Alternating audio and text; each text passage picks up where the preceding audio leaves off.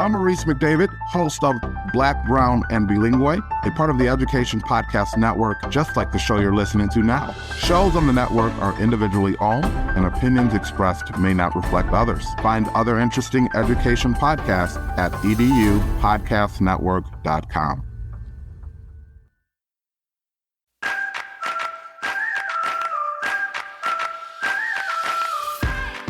Teaching While Queer is a podcast for 2S LGBTQ+ educational professionals to share their experiences in academia. Hi, I'm your host, Brian Stanton, a theater pedagogue and educator in New York City, and my goal is to share stories from around the world from 2S LGBTQ+ educators. I hope you enjoy Teaching While Queer.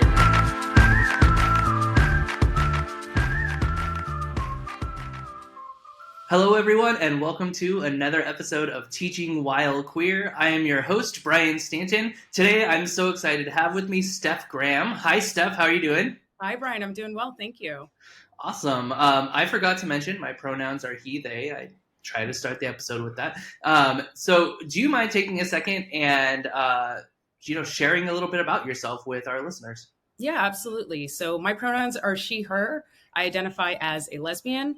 And I'm really excited to be here. A lot of what I do in the way of education and working with folks who are LGBTQ is through my coaching business and helping them with their career and achieving, their career goals and where they want to be. So this is something that I find so fascinating because I think it's something where high school education is supposed to help out with this, college education is supposed to help out with this, but then I've been in situations where it just falls short. Oh, yeah. I've even had a situation, I think I've mentioned this on the podcast before, where I had a rhetoric and writing teacher in college tell me to just tailor my resume to enterprise because that's the only job we're all going to get at the end of this. And I was like, all right, well, I'm out of here. It was nice meeting you. It was, right. I want to say it was a good 3 weeks, but it wasn't. So I met it right before the drop deadline. So that can be really frustrating. And I think that it's something that should probably be more mainstream in curriculum. Mm-hmm. Yeah. And I think your insights are going to be super valuable, especially when we get to the core of navigating this kind of time that we're living in and needing to have jobs as queer people, Absolutely. Yeah. So let's avoid the current turmoil and kind of think about the past a little bit. What was life like for you as a queer student? That's a great question. So for me, like many people, that was really a journey of kind of learning who I am and what that looked like.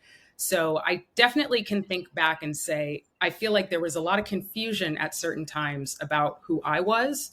And that really did impact me in terms of my education. So much of that is relation to others, whether it's your teachers, your peers, feeling like you can show up 100% as yourself. And so as I was figuring that out, that became kind of challenging for me. That was certainly the case in high school. Fortunately for me, I did go to an all-women's college. So that definitely kind of allowed me to explore myself and just be around people who were, going through that same experience. But I do think, especially when I think to high school, that was a really big challenge, especially the years that I was in high school. It was a different time. And even now, that's incredibly hard for students today. So. Absolutely. And did you experience a lot of anti-queer behavior in high school, or it was more so that you were kind of struggling on your own, felt like there was maybe a sense of isolation?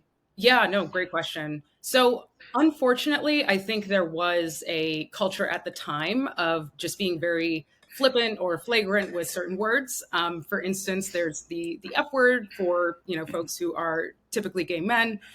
We actually had to have a school assembly for them to tell us why it was not okay to say that word because it was just so openly used. And again, we're talking early 2000s. So yes, that was more prevalent in culture of mainstream culture, but it was very much so clear that people weren't thinking about it. To them, it was oh, it's just a word. I don't mean it attached to gay people in any way, but there was no analysis, no thought process, and really considering there are people in this environment who are going to be impacted by what you're saying. And I think the impact that had is after graduating, so many people came out, so many people a few years ahead of me, behind me. And I was shocked because all I kept thinking is you never would have known when we were in high school, but that says so much about the environment we were in.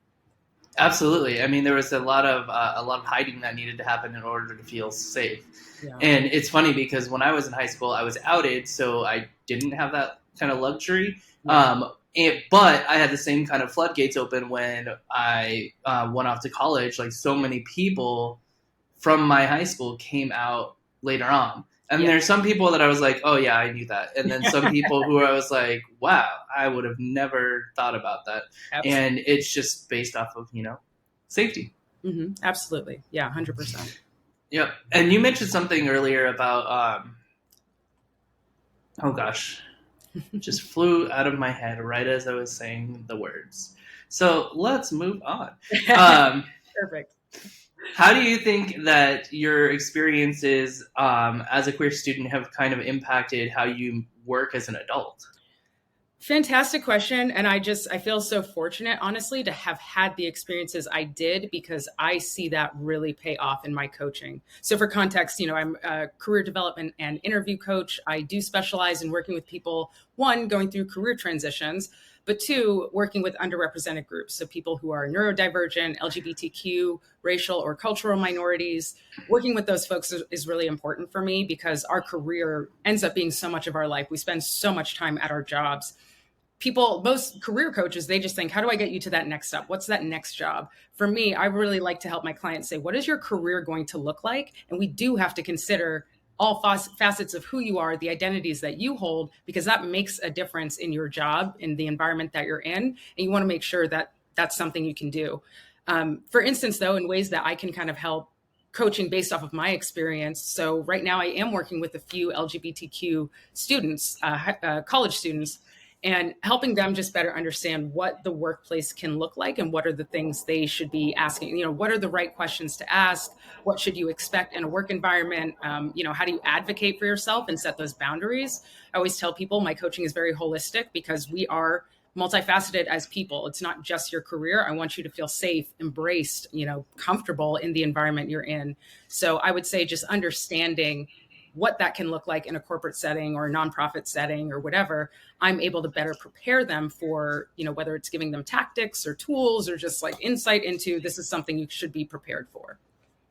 Absolutely. And it's so interesting because your conversation about your job actually brought my question back, or it was more of a connection, right? Okay. And you mentioned that you work with folks who are neurodivergent as well as those who are part of the LGBTQ community.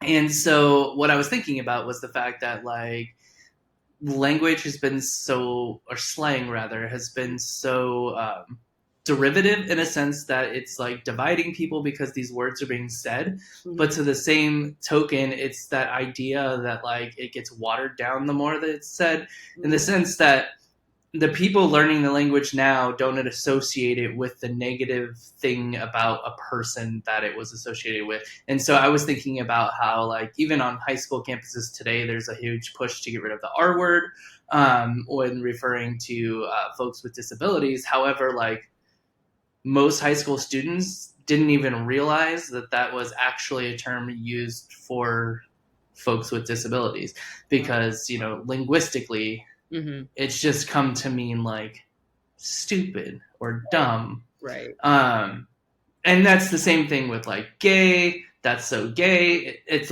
all of these words have kind of culminated on stupid or dumb. Yeah. And so I thought it was just really interesting. Your conversation about the F word just kind of brought that back to light.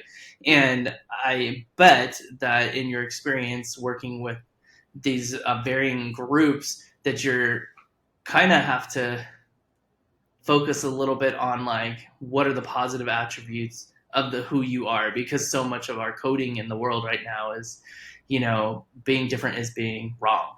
Right. Yeah. No, that makes sense. That's a good connection. Absolutely. Yeah. So let's dive a little bit into kind of what you do. If you don't mind. So you're coaching folks on getting a job. And one of the core questions that I generally ask in an interview is what would you tell somebody who's going into an academic setting? Maybe they're a new teacher or principal or whatnot. Probably not a principal because you need some kind of experience there. But if they're a new teacher and they are unsure about being their authentic self in the classroom, what advice would you give them? Mm-hmm. Yeah. So when you think about a school setting, obviously there is kind of the school bureaucracy of how they kind of run things. My biggest thing, and this is something that I really tried in my career to make sure I did, visibility. That was really important to me, even in settings where I maybe felt not 100% comfortable or wasn't really sure. I really wanted to be visible because I knew there were people that would be looking at me, that would be, wondering, is there anyone else here that is like me? So for a teacher, obviously it can be intimidating, not only a classroom of kids who typically are not the nicest people in the world, Right. but then also, of course, like the administration, fellow teachers. So one, I think a lot of it is really figuring out what that environment is going to be like before you get into it. As we know, whether it's teaching or any other role, that can be hard. There are only so many questions you can ask, and you have to just assess based off of that. But if you are in a setting in which you do feel comfortable, I always do recommend trying to be as visible as possible, because you don't know who you are helping or influencing to say it's okay to be who you are. So I think I have a follow-up question there, given that your skill set and what you're working on.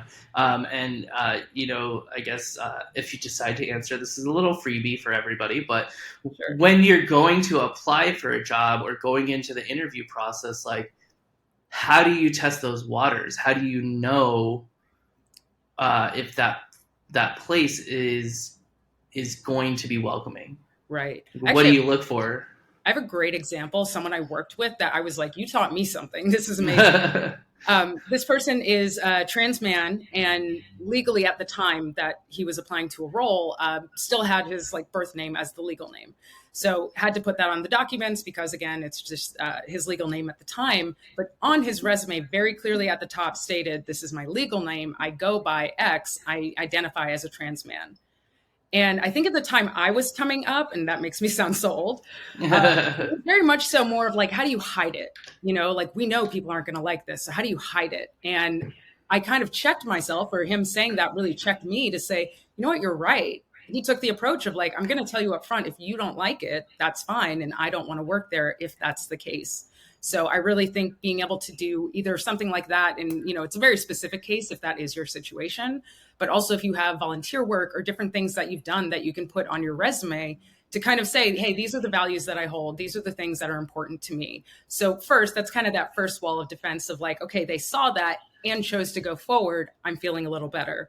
Now, once you're in an interview, honestly, your sexual orientation shouldn't really come up in an interview, but there are questions that you can ask, say, around diversity, equity, and inclusion.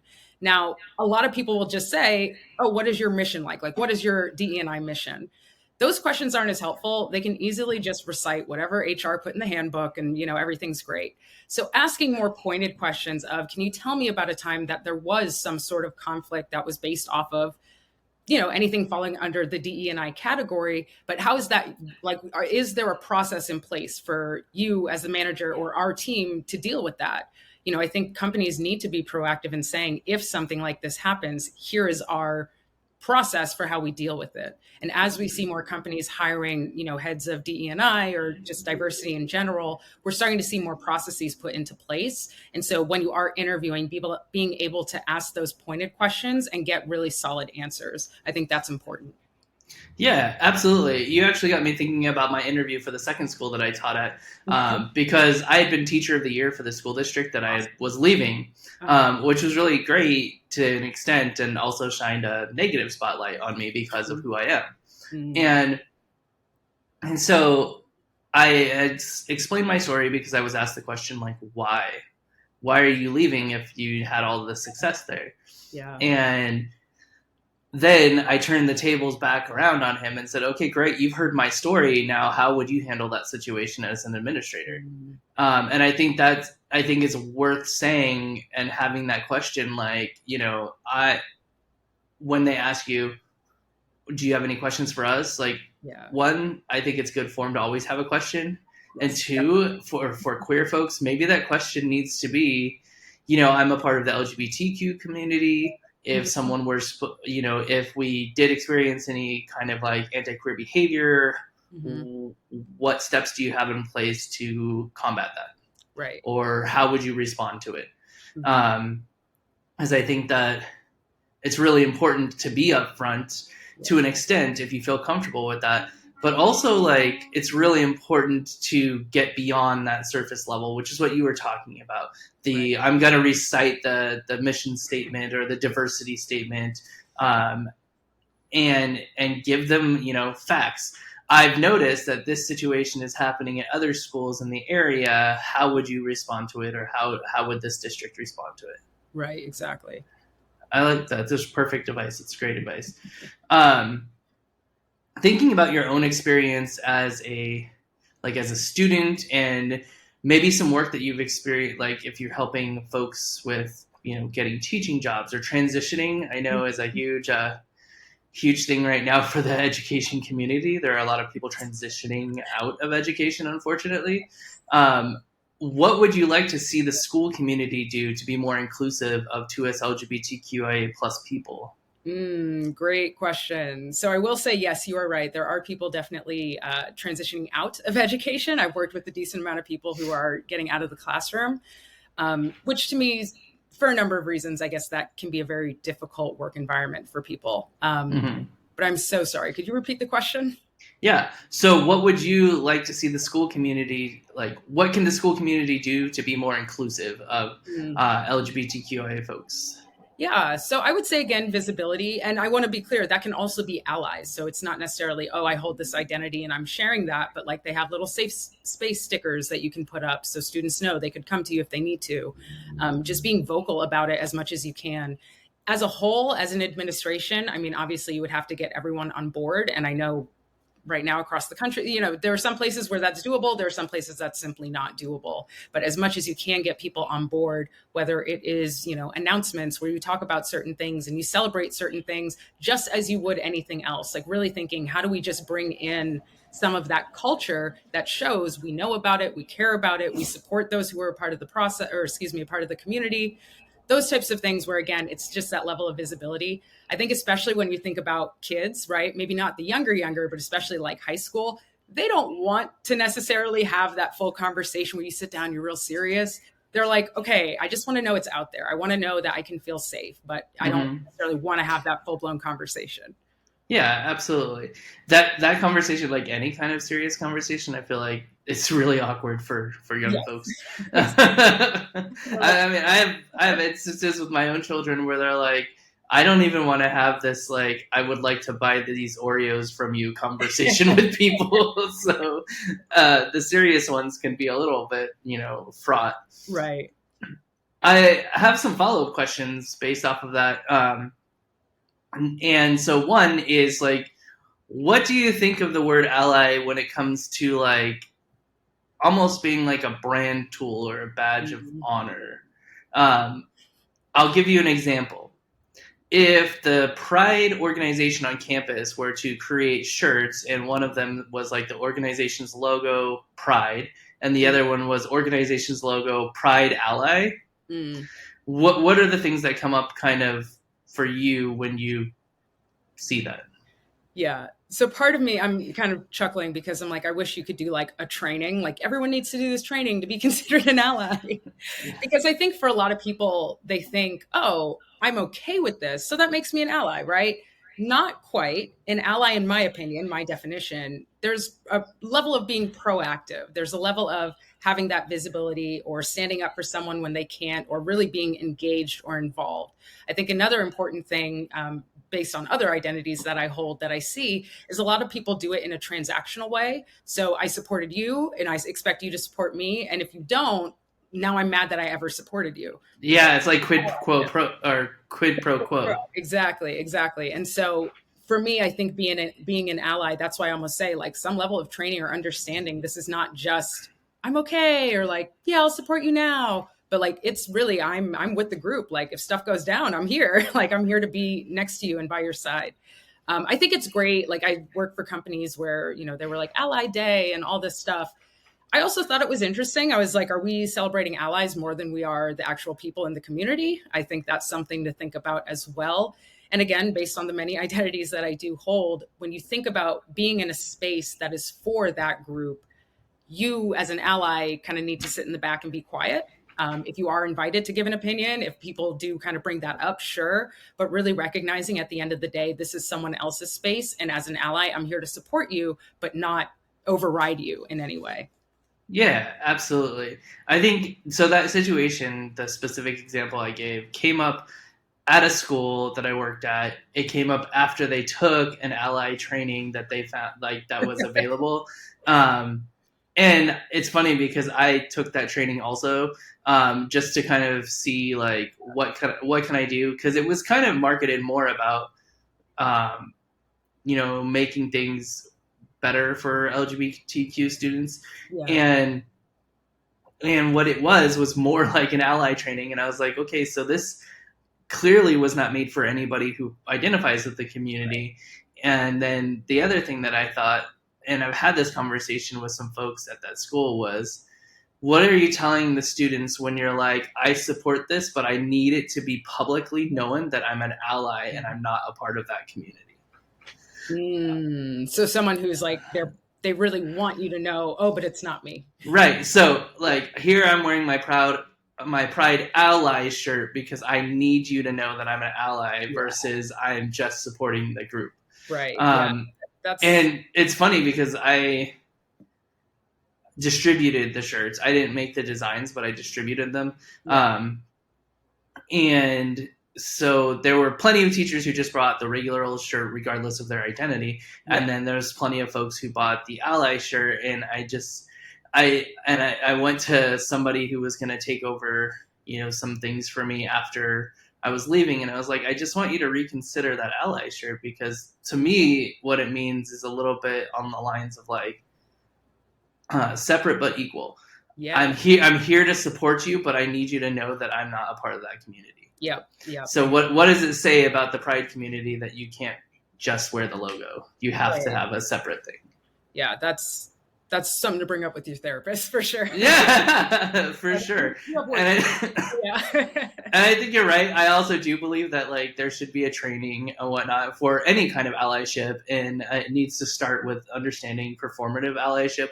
And that, I think that's another kind of thing that falls in, is that if you want to do these things and you want to say you're a proud ally because you took a training, then if you're here to wear the badge, like the training isn't work. The training is just understanding. Yeah.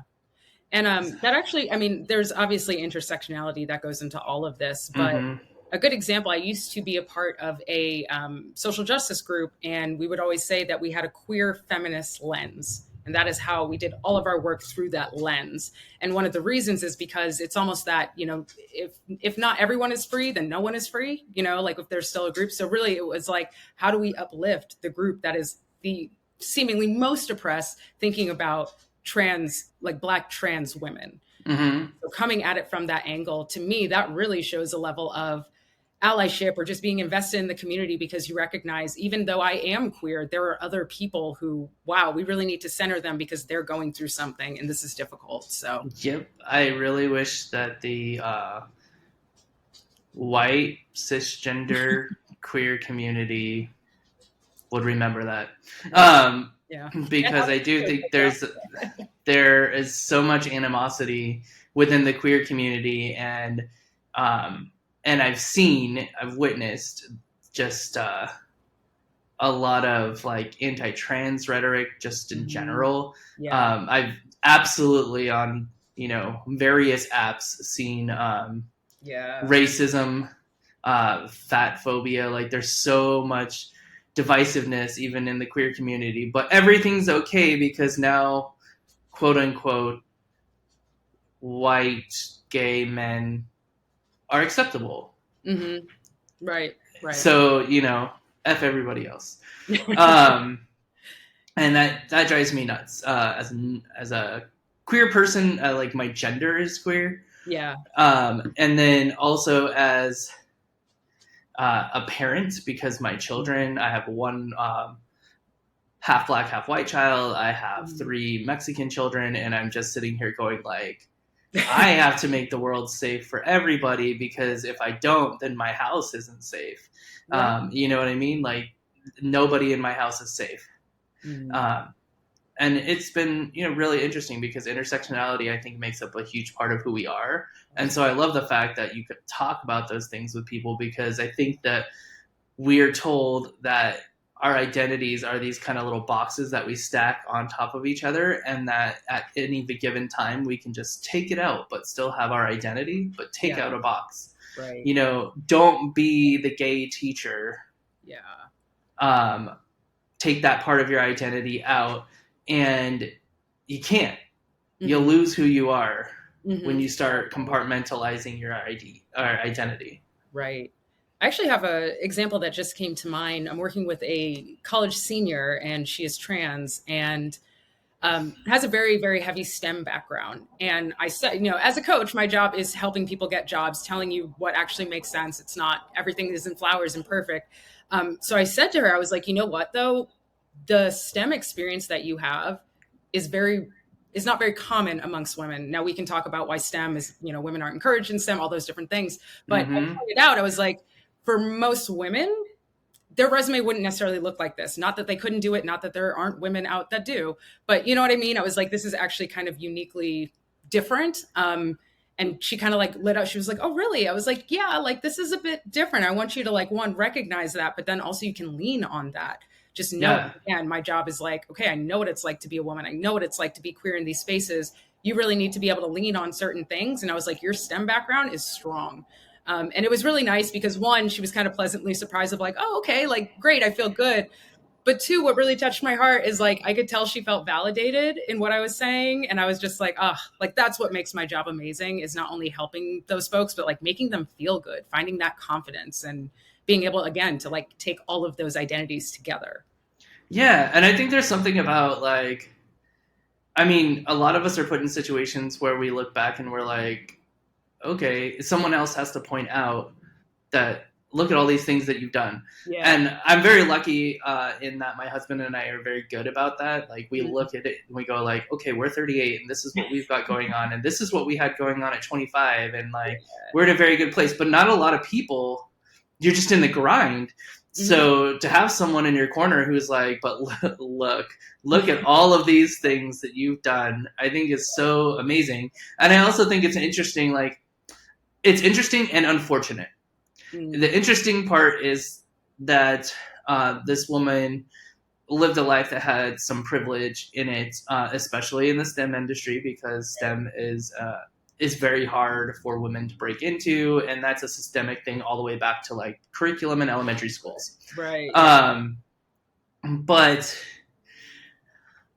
I think the unfortunate part is that it can all change. Yeah. You have this background that is really phenomenal because of some of the privilege that you had, but it doesn't guarantee success. Yeah. Because the smartest woman in the room might still not get the job if there's some male around, and that is an unfortunate reality of our society, and something that I hope that we all keep pushing to change, because like I know women who can talk circles around me on every subject, even my expertise. So I'm like, all right, go for it. Like you got this. You take it, because you're the one. You like, if I was up to me and you in a job, you take the job, because I know that you got this. Right.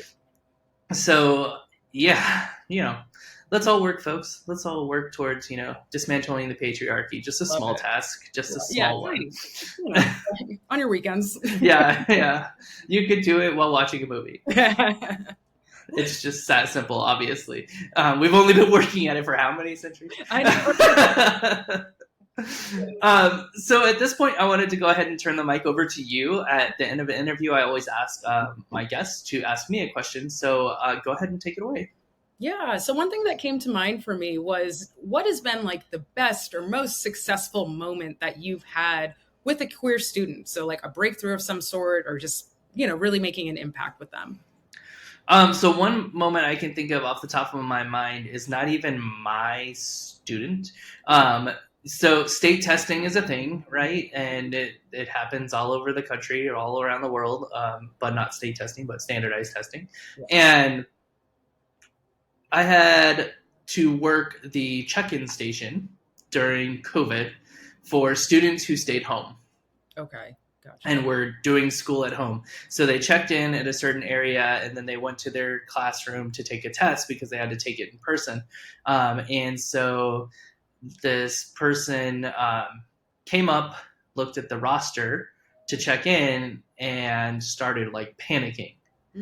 And I said, well, what's going on? You can't find your name? And then they pointed at a name, and I was like, well, that can't be right. Because clearly that's not you, based off of what I'm seeing. And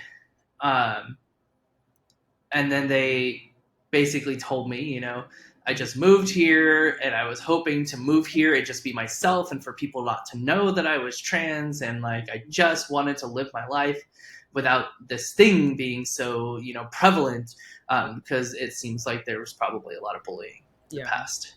And so I crossed out the name that was listed with like the darkest marker I could find. Nice. Wrote the new name, walked with them, had someone to like stand at my station and check some folks in, and walked with them up to where they were going, found everything that had their name on it, crossed it all out, wrote the right name on it, informed the people who were there. And then, you know, that student came back and like had a solid relationship with me despite the fact that I never taught them. And when they finally came onto campus, right, they were much more comfortable, and then they like would hang out. I'm the theater teacher. They would hang out during rehearsals sometimes and whatnot. Like the teacher. Yeah, right. And so that's one. And what I think is really good about that is then I worked with the counseling department after that for us to update all the rosters. Said, I understand that on certain state documents, you have to use the name that they're registered in school with. Right. Fully understand that. Every other piece of paper you printed can absolutely have their name on it, the name that they are living by. And so, you know, new policies were kind of put in place to help those students that, you know, everybody didn't need to know about. It's not something that we brandished and like told all the parents, like, we're changing these names. No, it's like, it's for these people. And we did only those folks whose we knew their parents were supporting them. So we weren't going to make changes to any paperwork if we knew that there was, you know, a situation in which if that were found out, it would be a problem. So, because I talk with students, am I allowed to say this with your guardian or your parent or your adult around? And so that's one moment. And then the other one, again, not my student. I had a student who came and he wanted to help out with set building and set construction for Mamma Mia when we did Mamma Mia, which is fantastic, right? And he was a budding young 16-year-old drag queen.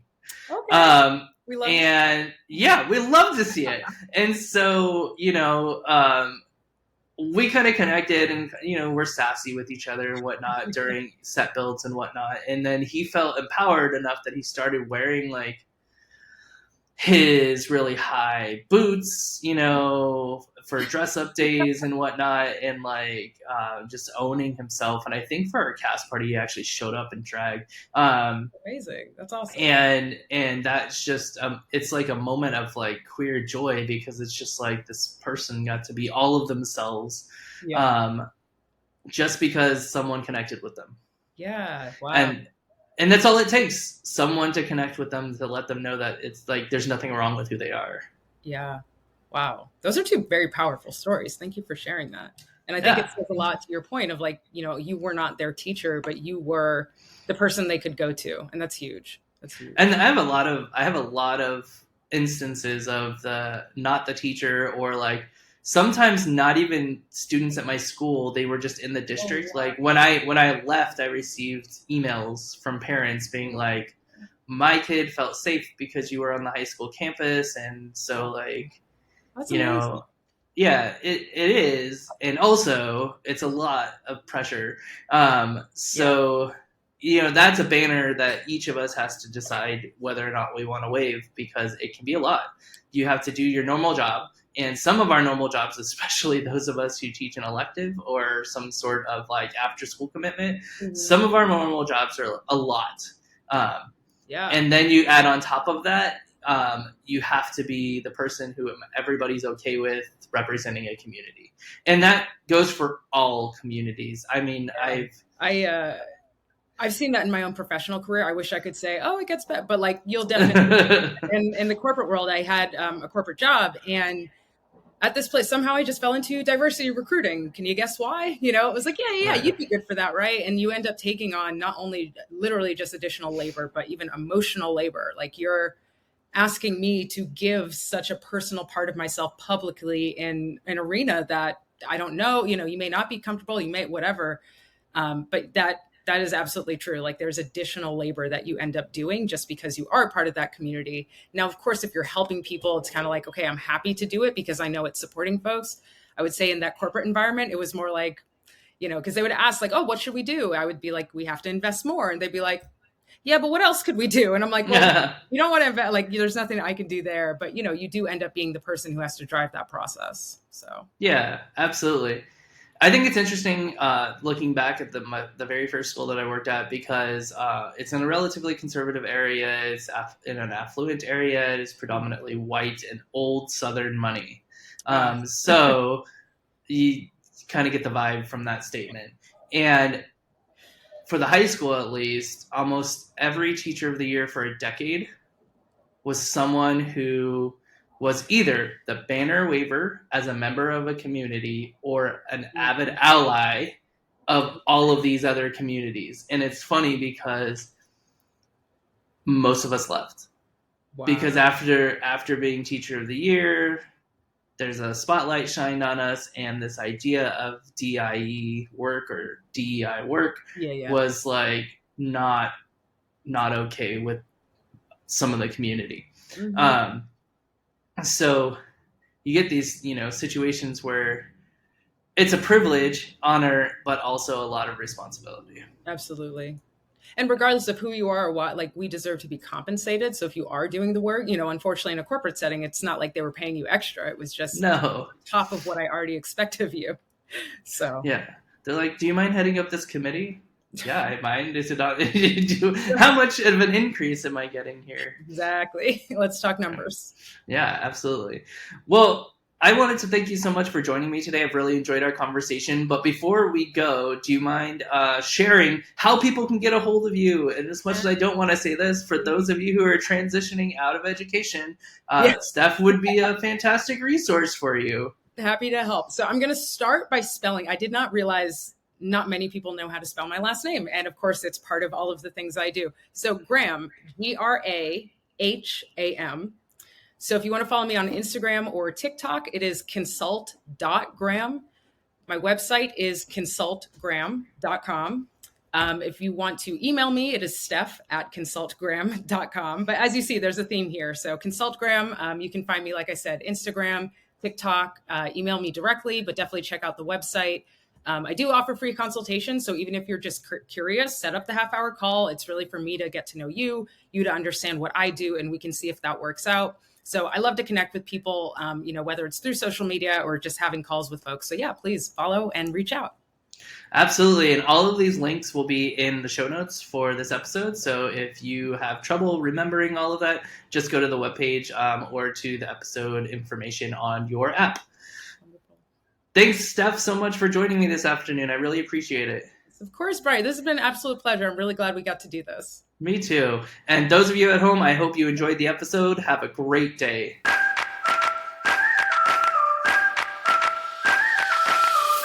Thank you for joining us on this episode of Teaching While Queer. I hope you enjoyed it.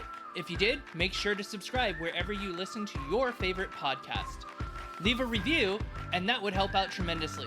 You can also support the podcast by going to www.teachingwhilequeer.com and hit support the show. Thanks so much, and have a great day.